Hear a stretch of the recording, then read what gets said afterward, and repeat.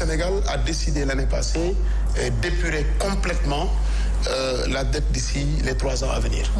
Et je crois que cette mesure a été très crédible dans le sens où d'ores et déjà, dans la première année, il y a une partie qui a été libérée. Et cette année, l'État va accentuer cet effort parce que, sachant que le secteur privé est un pan important de notre économie nationale, il ne faudrait pas également que ce secteur privé soit handicapé par la dette intérieure que l'État lui doit. Donc, des solutions transitoires sont en train d'être opérationnalisées.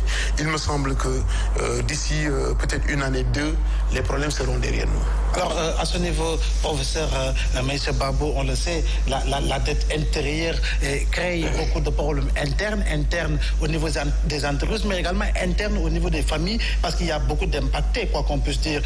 Récemment, je crois bien qu'une entreprise de bâtiments et travaux publics a dû licencier pratiquement 200 personnes, ce qui veut dire qu'en réalité, la dette intérieure, elle est encore pesante. Pourquoi, justement, l'État ne trouve pas le meilleur moyen, justement, pour accélérer le paiement justement de la dette due aux entreprises? Bon, quelque part, quand même, si on regarde la structure d'une dette, d'après certaines informations, on se rend compte qu'effectivement, l'État, quelque part, n'a pas fait l'effort, quand même, de faire ce qu'il devait faire. Je prends un exemple, la bourse familiale.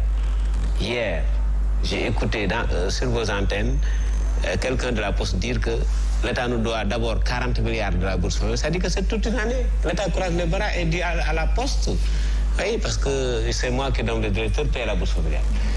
La CMU, il fut un temps, je crois que c'était l'année dernière, ils étaient pris dans les 37 milliards.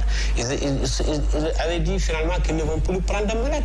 C'est-à-dire que l'État se décharge sur des structures et après fait comme la sourde-oreille en fait.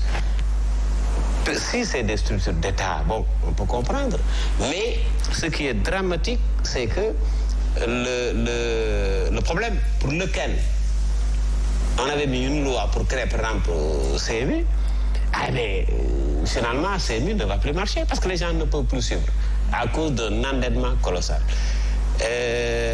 Donc, si c'est une entreprise privée, c'est pire. Parce que généralement, ce sont des gourgourlous qui font l'effort d'avoir un banquier derrière eux, une banque.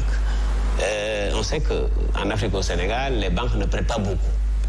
Donc, l'entreprise met aussi son fonds de roulement et se débrouille quand même pour être souvent à 80% du chantier